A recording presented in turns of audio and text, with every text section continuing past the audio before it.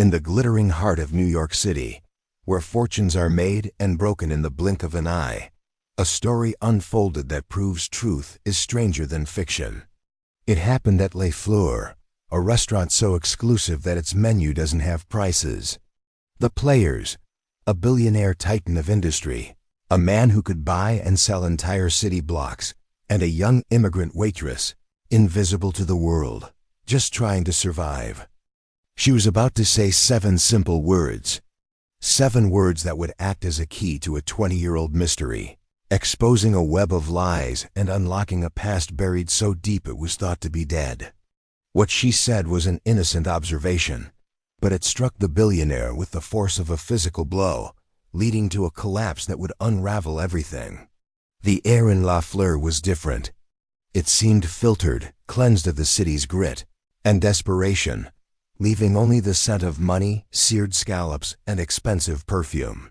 For 20-year-old Mei Lin, an undocumented immigrant, it was a world she was permitted to serve, but never to enter. 6 nights a week, she'd trade her worn-out sneakers for polished black flats, her faded jeans for a starched black uniform, and her own identity for a polite, deferential smile. Her real life was a world away in a cramped 4th-floor walk-up in Flushing, where the air smelled of steamed rice and her grandmother as aged ginger tea. Her mother, Jingyi, was the center of her universe. A gentle, fragile woman with eyes that held a permanent haze of confusion, as if she were always trying to remember a forgotten dream. For as long as Mei could remember, her mother had suffered from chronic fatigue and severe memory gaps. All stemming from a bad fall she'd taken long before Mei was old enough to form memories herself.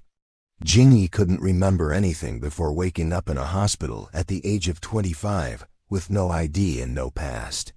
They had given her a new name and she had built a new, small life. Their most prized possession, the only link to a life before the fall, was a ring Jingyi wore on a silver chain around her neck. It was a peculiar, beautiful thing. A sterling silver band intricately carved into the form of 2 phoenixes, their fiery wings interlocking to cradle a single dark green jade gemstone. Jingyi said it felt like a part of her soul, even if she couldn't remember who had given it to her.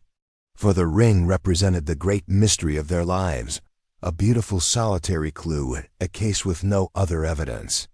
Tonight, Mei's section was graced by a titan, Silas Vance. He was a man who didn't just exist in the world.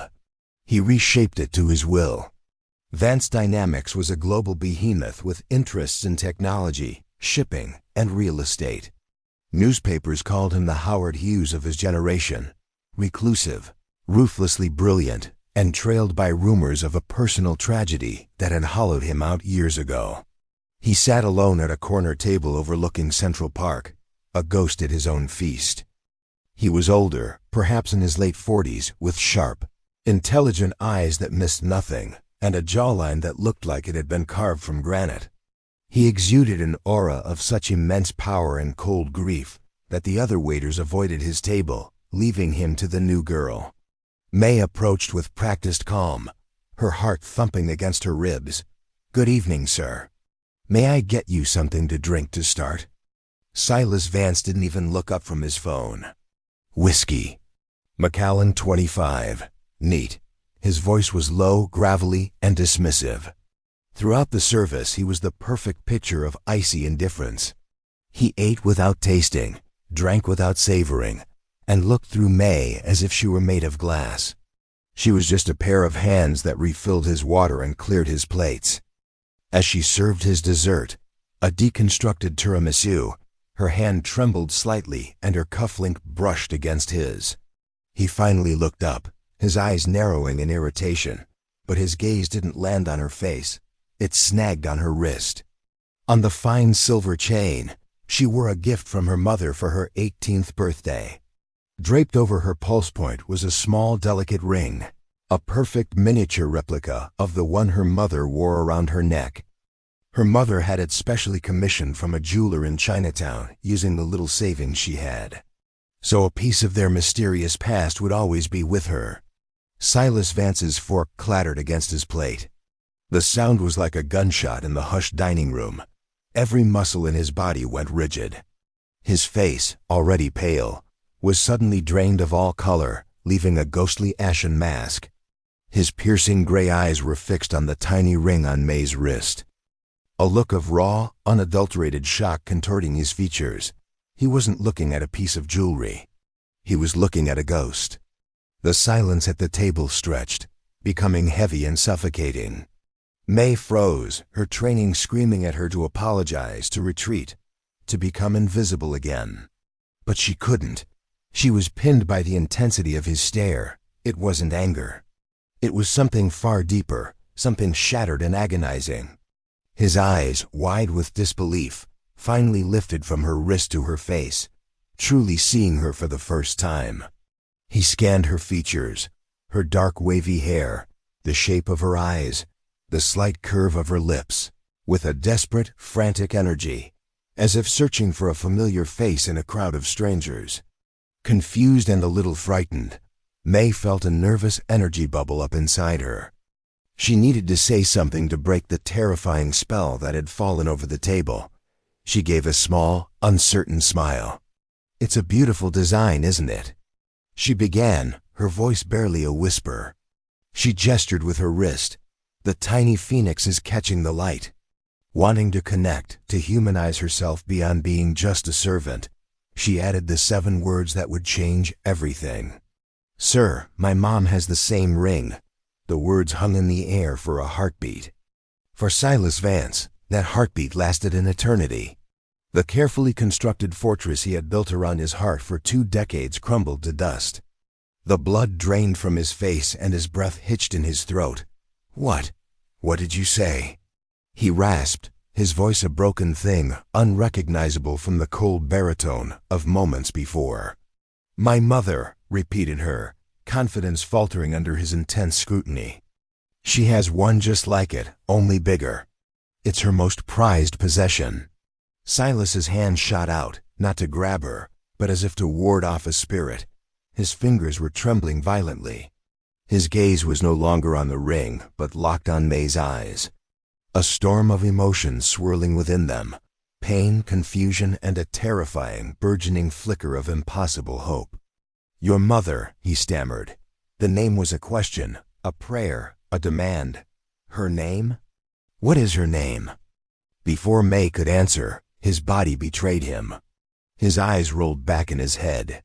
A strangled gasp escaped his lips, and he slumped forward, his head hitting the table with a sickening thud, scattering the delicate dessert.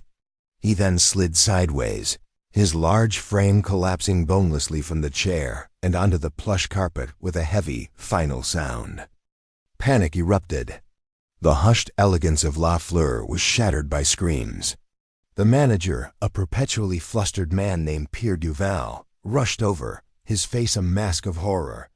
"Call 911. Someone call an ambulance now." Staff and patrons swarmed the table. May was shoved aside, stumbling backward. Her mind was a whirlwind of chaos and terror. One second she was a waitress making small talk. The next, a billionaire was unconscious at her feet. What had she done? What had she said? The image of his face, the raw agony in his eyes just before he fell, was burned into her memory. As paramedics swarmed in, strapping Silas Vance to a gurney, a stern-looking man in a tailored suit who had been dining at another table took charge. This was Victor Hayes, Silas's lawyer and closest confidant. He barked orders into his phone, his face grim. His sharp eyes scanned the chaotic scene and landed on May, who was being questioned frantically by Pierre Duval. "What did you say to him? What did you do?" The manager hissed, his career flashing before his eyes.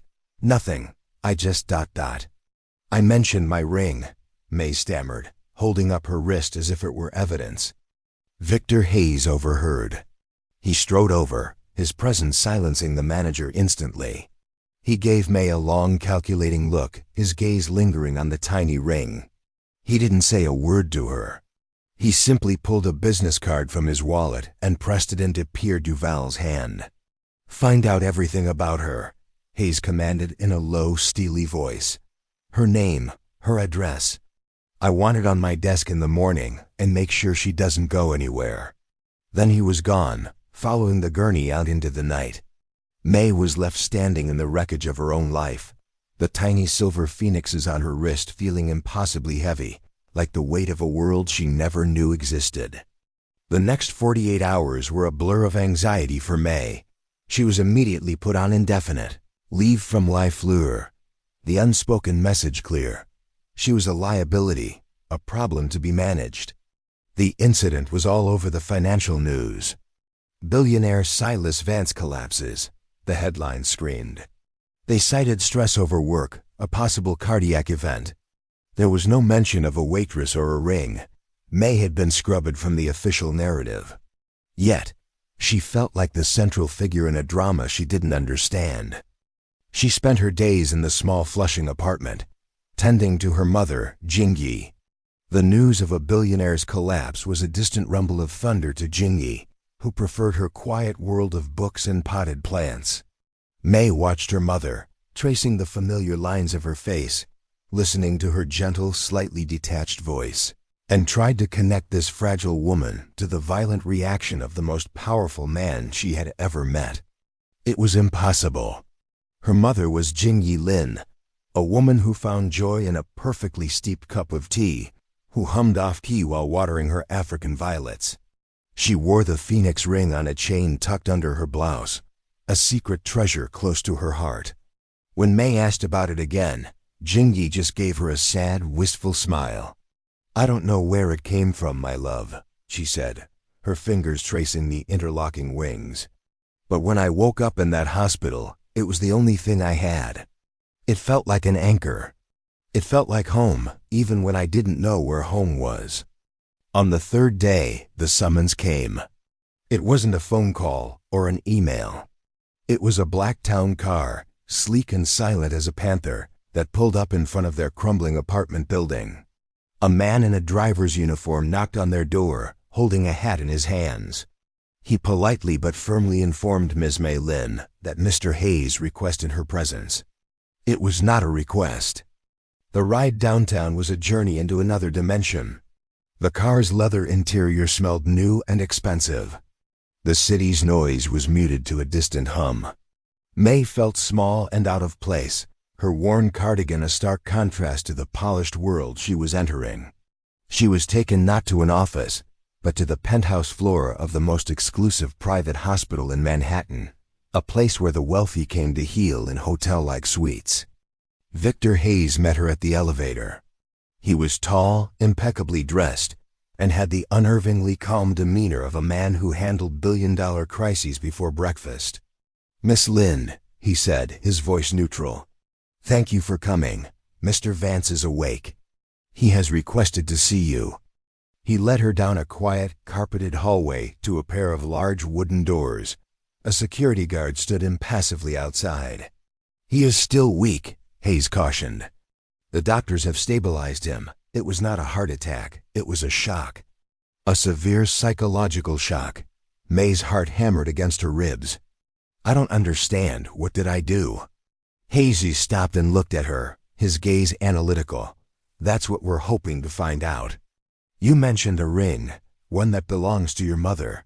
Mr. Vance is intensely interested in it. Before you go in, I need you to understand something. The man you are about to see has not been the same since his wife, Yana, died in a car accident 20 years ago. He's a man living in the past. Be mindful of that." He opened the door and ushered her inside. The hospital suite was larger than her entire apartment. It had panoramic views of the city, but the blinds were partially drawn, casting the room in a dim, somber light. Silas Vance was not lying in bed, but sitting in a large armchair near the window, dressed in silk pajamas and a robe. He was hooked up to a discreet 4-drip, and a heart monitor beeped softly, a steady rhythm in the quiet room. He looked older, more fragile than he had in the restaurant.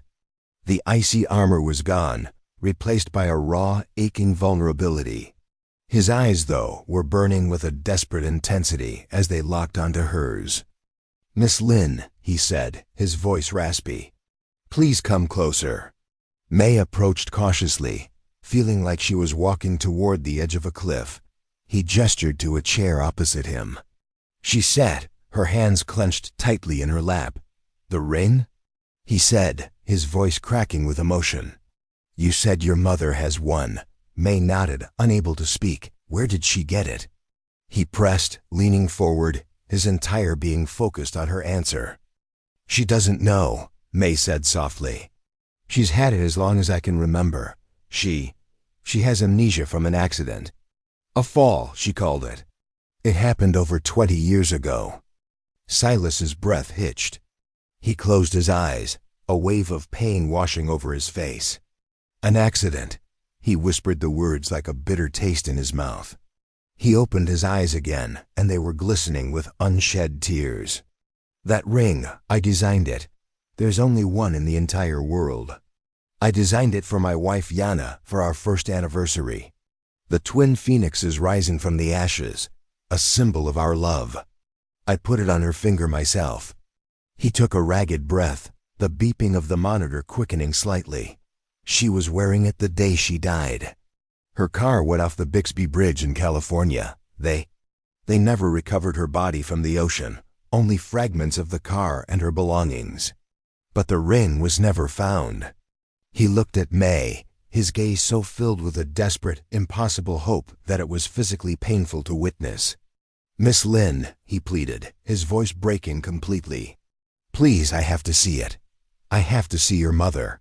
The air in the hospital suite grew thick with the weight of 20 years of grief. May stared at Silas, her mind reeling. Yana, the name echoed in the silent room, a ghost summoned by the mention of a ring. Her mother was Jingyi. The names weren't even close. This had to be a mistake. A tragic, painful coincidence. "Sir, Mr. Vance," May began, her voice trembling.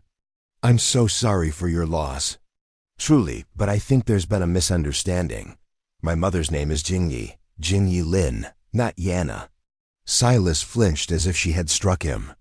The flicker of hope in his eyes dimmed, replaced by a profound confusion. "Jingyi," he repeated, testing the name on his tongue. It was foreign, meaningless to him. "No, that can't be. The ring. That ring is a part of her soul. It's a part of mine." He leaned back, his energy seeming to drain away. The heart monitor beeped a little faster.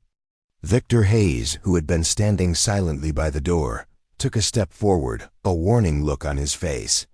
"Perhaps this is too much," Hayes said, his voice low and firm. "No," Silas shot back, waving him away.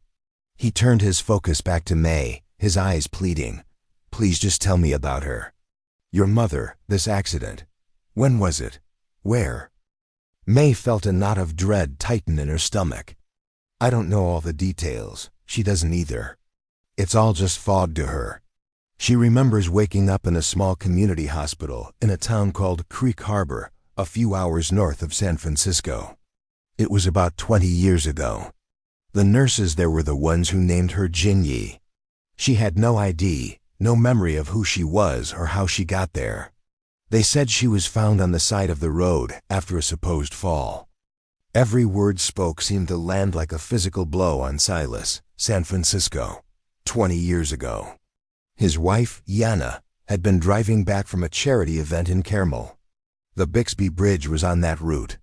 Creek Harbor was a small town inland from that very stretch of coast. "Creek Harbor," he whispered the name, tasting like ash. His mind was racing, trying to connect impossible dots. The official report had been so clear. A tragic accident. A car lost to the violent Pacific. He had spent a fortune on private search and recovery teams.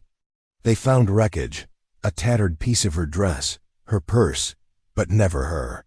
The assumption had always been that the ocean had claimed her. Could it be possible? He murmured to himself, his voice filled with a terrifying mix of hope and fear. Could she have been thrown from the car? Survived? "Sir, with all due respect," May said, her protective instincts for her mother kicking in. "My mother is a fragile woman. She's built a quiet life, showing up and ...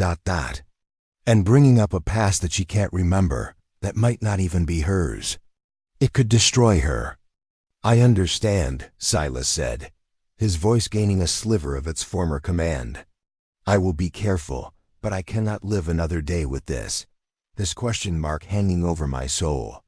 For 20 years, I have been a ghost. I have been half a man.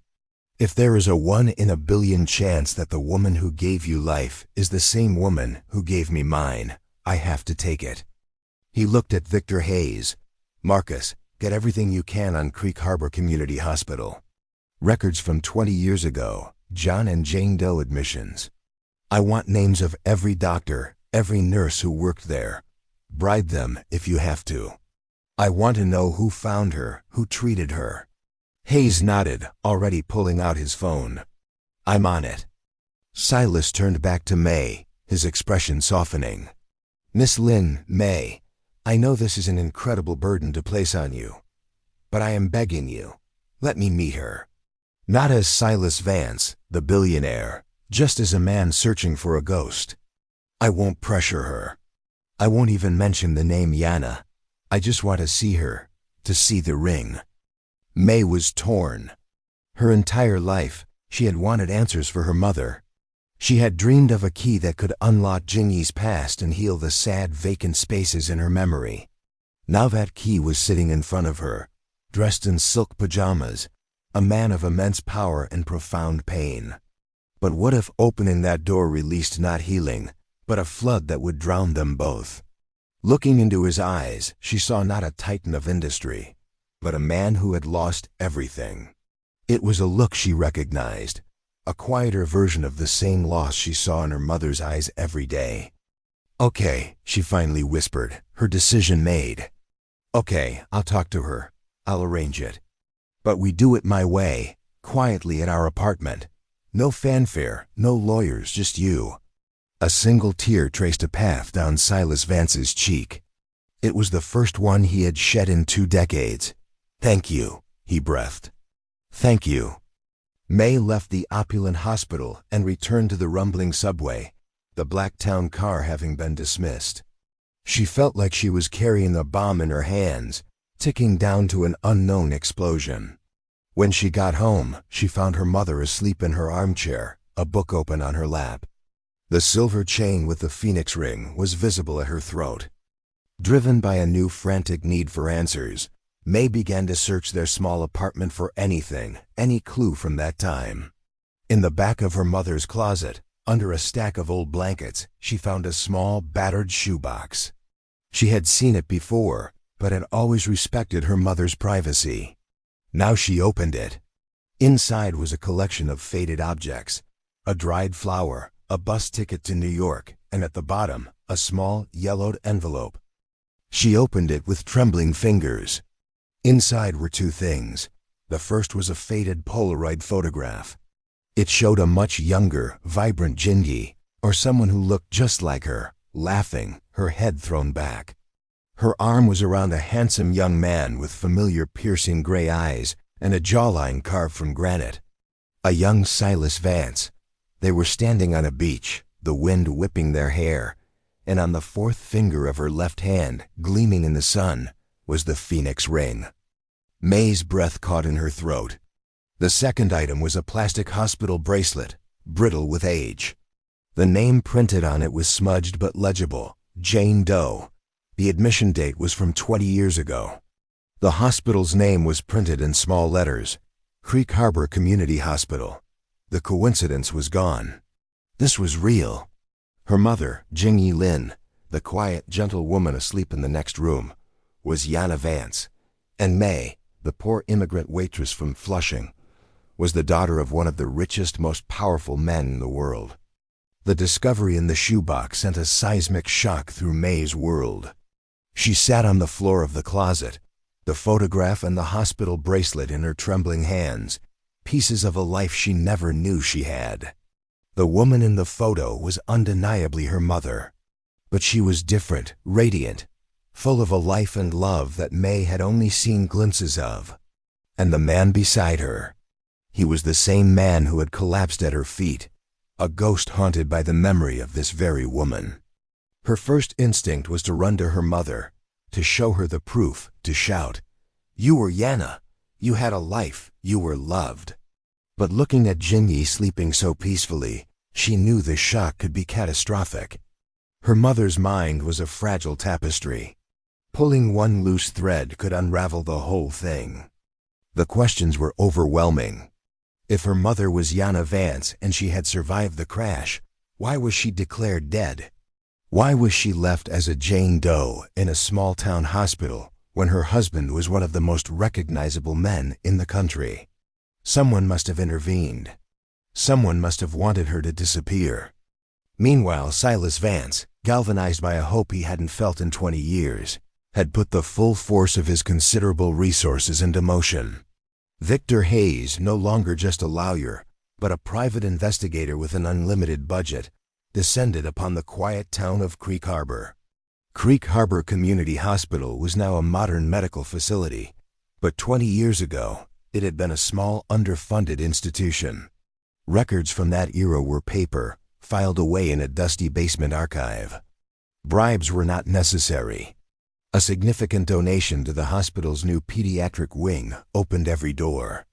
Victor and a team of forensic accountants began to piece together the events of that fateful week. They found the admission record for a Jane Doe brought in by a local trucker who found her unconscious by the roadside miles from the Bixby Bridge crash site.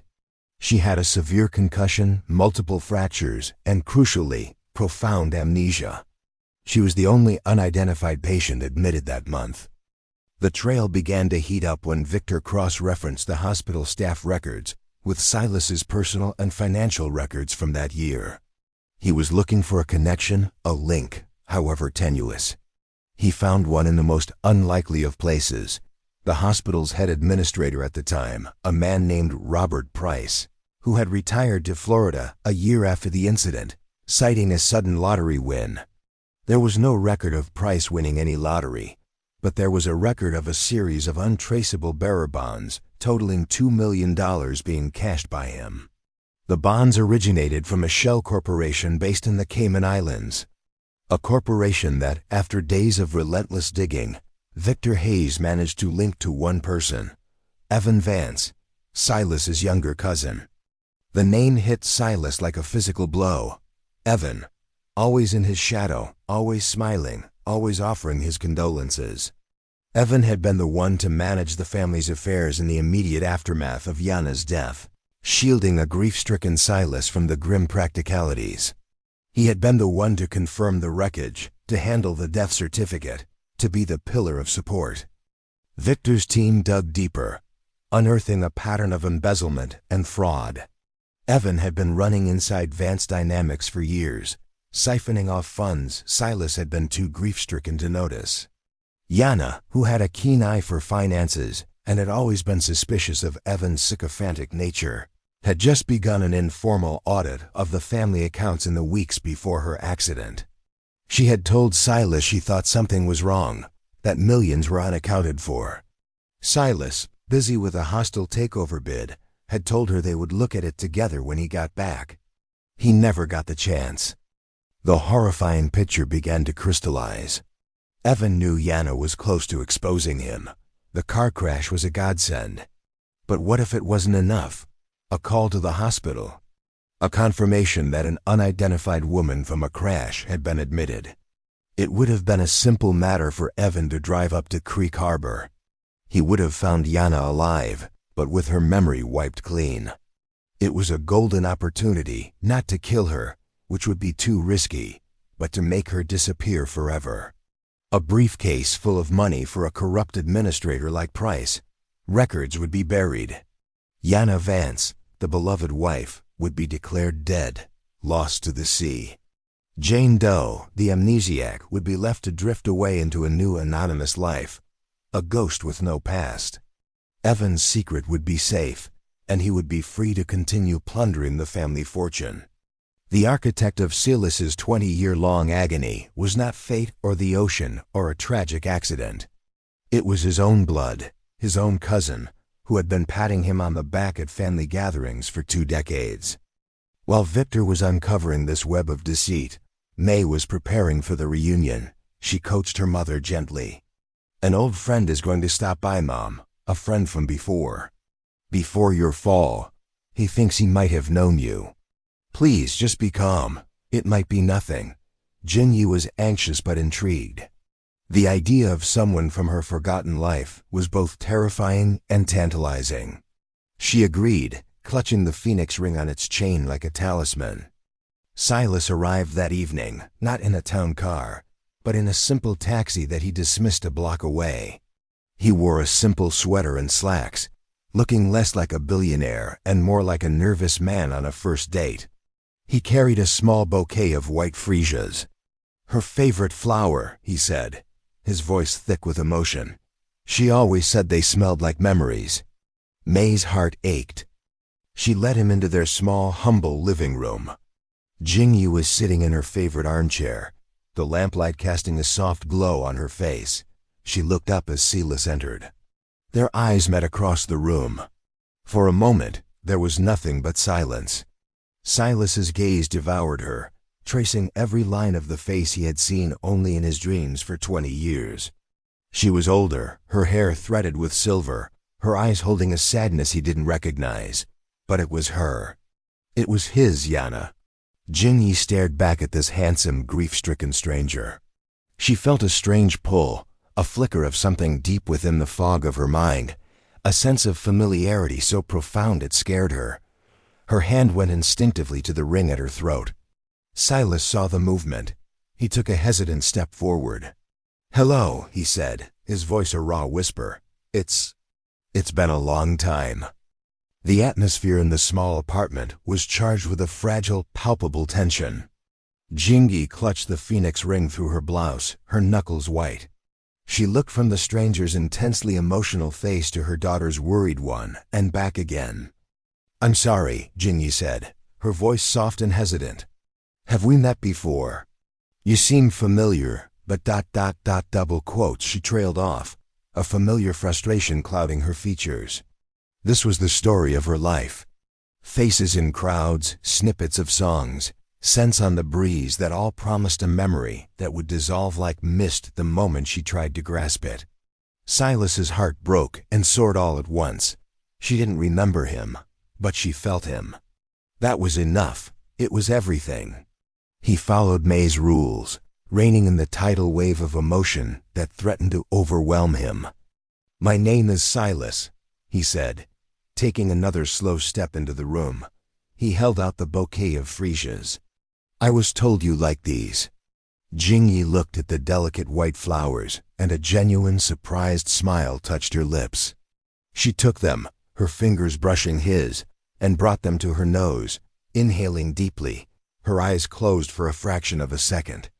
"They're beautiful," she murmured. "They smell like a summer afternoon by the water," a flicker of a memory so faint she couldn't be sure it was real. She looked up at him, her brow furrowed. "How did you know?" "A lucky guess," Silas lied softly, his gaze never leaving her face.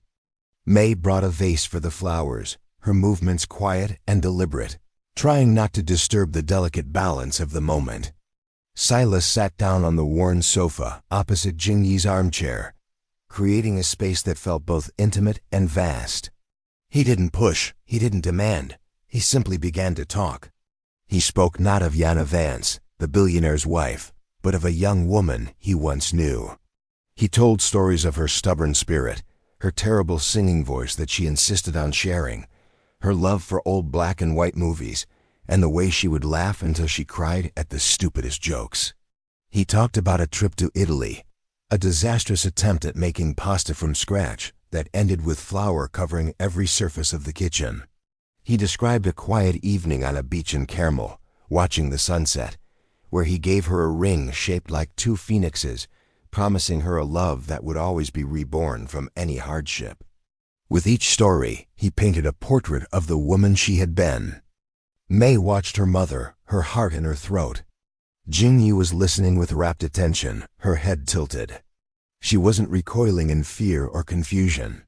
Instead, a strange sense of peace seemed to be settling over her.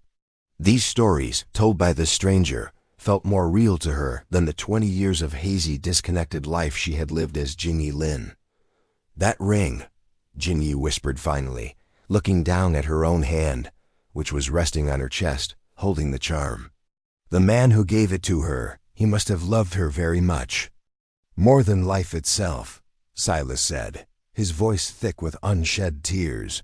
He still does. Suddenly, Jingyi's eyes widened slightly. She was looking past Silas at a small framed photo on the mantelpiece, a picture of a 5-year-old May on her first day of school. "You have a daughter," Silas said, following her gaze. "She's wonderful. You did an amazing job."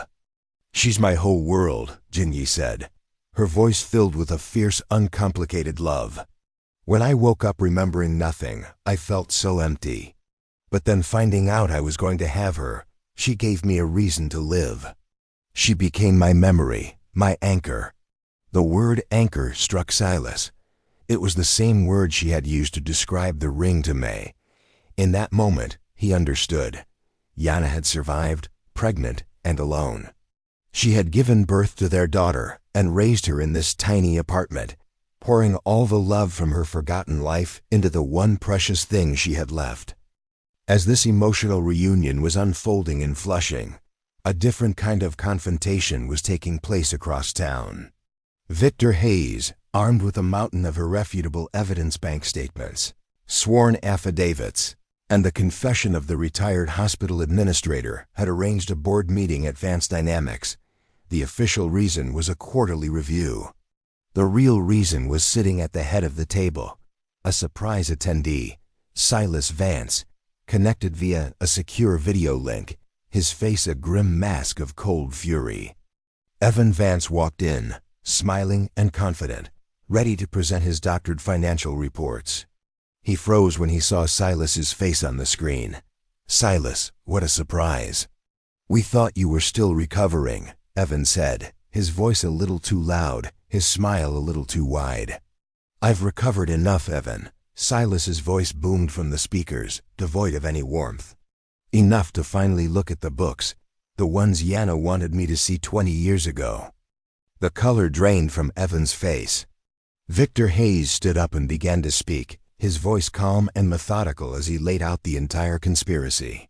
He spoke of the embezzled funds, the Shell Corporation, the bearer bonds, and then he delivered the final devastating blow.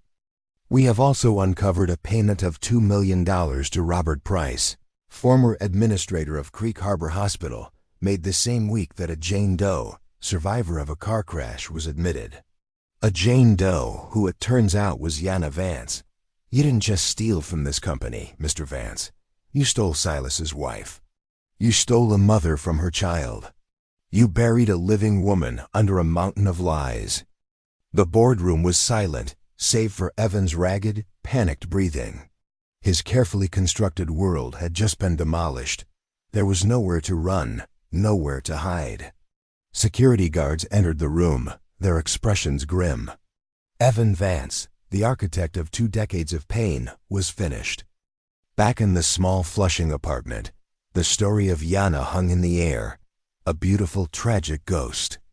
Jingyi Yana was quiet, her mind a whirlwind, trying to connect the powerful feelings the stories evoked with the blank slate of her own history. The pieces weren't clicking into place like a key in a lock. It was more like the slow, painful return of warmth to a frozen limb. A tingling, uncertain, and deeply emotional reawakening. Silas knew he couldn't force it. The fragile hope in the room was a butterfly's wing. The slightest wrong move could tear it. With a heart that was both fuller and more terrified than it had been in 20 years, he stood up to leave. "I've taken up enough of your time," he said, his voice a raw whisper of emotion. "Thank you for listening to an old man's stories." He turned toward the door, a maneuver that felt like the heaviest physical act of his life. Leaving her again, even for a night, felt like a betrayal.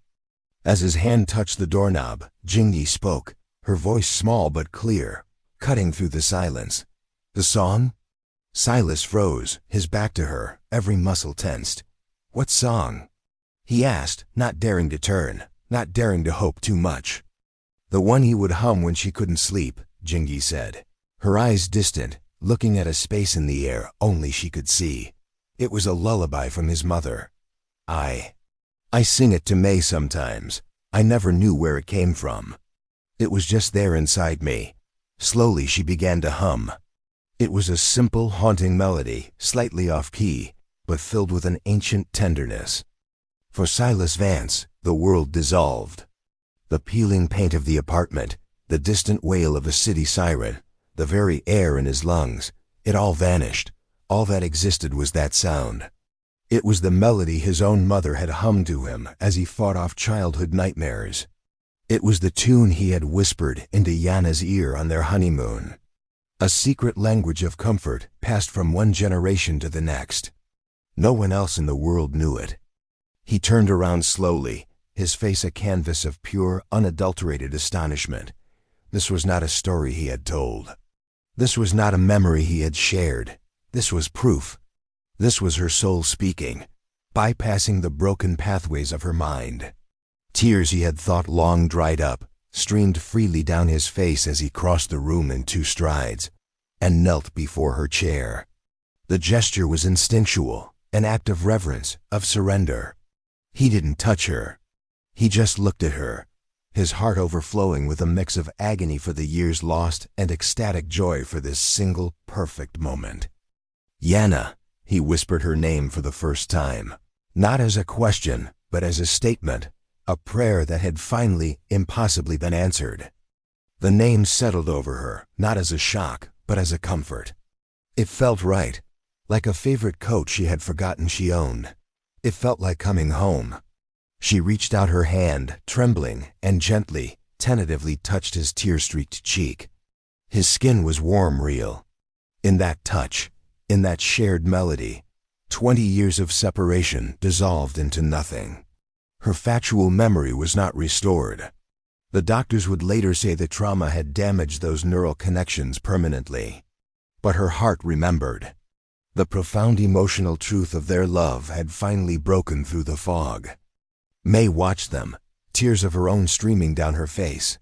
She was no longer just the daughter of Jin Yilin, the quiet woman with a mysterious past. She was the daughter of Yana and Silas Vance, the living, breathing embodiment of a love that had refused to die.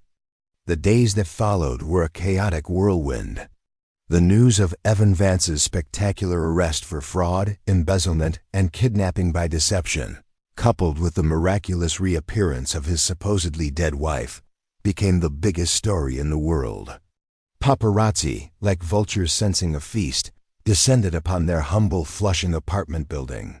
The flashes from their cameras were a constant strobing assault against the thin curtains.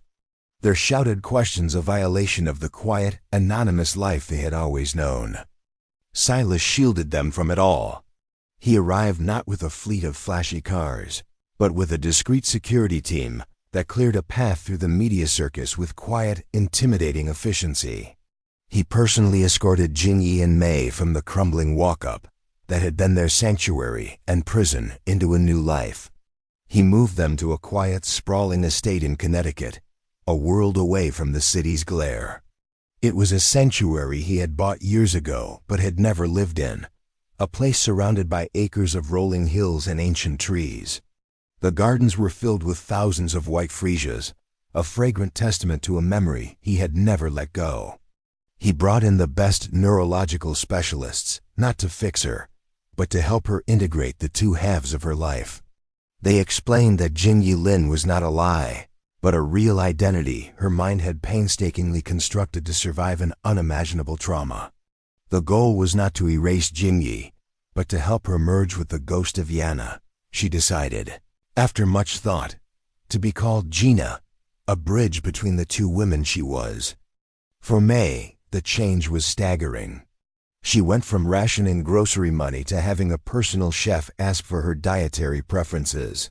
But the whiplash of wealth was secondary to the emotional upheaval of gaining a father. This powerful, intense man was suddenly focused on her with an attentiveness that was both wonderful and overwhelming. He wanted to know everything: her favorite books, her worst fears, her secret dream of being a writer. One evening he found her curled up in a window seat in the vast library, scribbling in a worn notebook. She tried to hide it, embarrassed, He gently asked if he could read it. Trembling, she handed it over. He sat for an hour reading her prose, his expression unreadable. Finally, he looked up, his eyes glistening. "You have your mother's soul," he said, his voice thick with emotion, "and a talent that is all your own. This is remarkable, May." It was the first time in her life that someone outside of her mother had seen her, truly seen her, and the validation was a balm to a part of her heart she didn't even know was wounded. Slowly, cautiously, they began to build a new family. They had quiet dinners, not in a cavernous dining hall, but in a cozy breakfast nook overlooking the gardens. Silas, a man who had taken his meals alone for 20 years, now found himself laughing until his sides hurt at May's wry observations about their new life. Gina, no longer haunted by a past she couldn't grasp, blossomed. The haze in her eyes was replaced by a clear, bright serenity. She and Silas would walk in the gardens for hours, not always talking, but simply relearning each other's presence, their hands clasped together. While this fragile new life was taking root, the final act of the old one played out. Evan Vance's trial was swift. The evidence was insurmountable. He was sentenced to decades in prison, a fittingly quiet end for a man whose crimes had screamed across so many lives. Silas attended only the sentencing. He felt no triumph, no satisfaction in his cousin's downfall. Looking at the broken, bitter man in the defendant's box, he felt only a profound sense of pity and waste. His justice was not in a courtroom. It was at home, in the sound of his wife's laughter. One crisp autumn afternoon, a year to the day that May had served him dessert at La Fleur, the three of them stood on a hill overlooking the estate. The trees were a riot of red and gold, and the air was clean and sharp. Silas turned to the two women who were his world. "A year ago," he began, his voice steady, "I was a ghost haunting the ruins of my own life. I thought I had lost everything, but I was wrong. The best part of her was safe. The best part of her was with you, May." He looked at his daughter, his love for her shining in his eyes. "You were her anchor. You kept her soul safe until I could find my way back." He then turned to Gina, taking her hands in his. "And you, my love, you survived the unsurvivable. You built a life from nothing. You are the strongest person I have ever known." He reached into his pocket and pulled out a small velvet box. Inside wasn't a new piece of extravagant jewelry, but the original phoenix ring, which Gina had given him to be professionally cleaned and repaired. He slid it from its chain, and for the second time in his life, placed it on her fourth finger. It fit perfectly. "For my wife," he said, "for Yana and for Jinyi and for the amazing woman who is both." He then handed a small leather-bound book to May. It was her own collection of stories, the ones from her notebook, which he had privately printed and bound. The title on the cover read, "The Phoenix's Daughter." Gina smiled, her eyes crinkling at the corners. She squeezed her daughter's hand and her husband's. "We found our way back to each other because of you. My love," she said to May. "A mother's love, a daughter's hope, and a ring that remembered even when I couldn't." May looked down at the tiny replica on her own wrist, then at the real one gleaming on her mother's hand. It had been a simple, innocent observation in a restaurant, the utterance of 7 small words. But it had been the key that unlocked the past, exposed a villain, and reunited a family. It had allowed a love buried under 20 years of lies and tragedy to finally, like the phoenixes carved into its silver band, rise from the ashes, stronger, wiser, and finally together.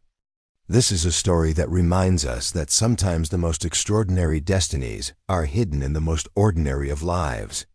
An immigrant waitress, a billionaire, and a single unforgotten piece of jewelry. A testament to the fact that love and truth can echo through decades of silence. The bond between Silas and Yana and the daughter who unknowingly carried their legacy proves that even when memories fade, the heart never truly forgets. It's a powerful reminder that we should never underestimate the small details.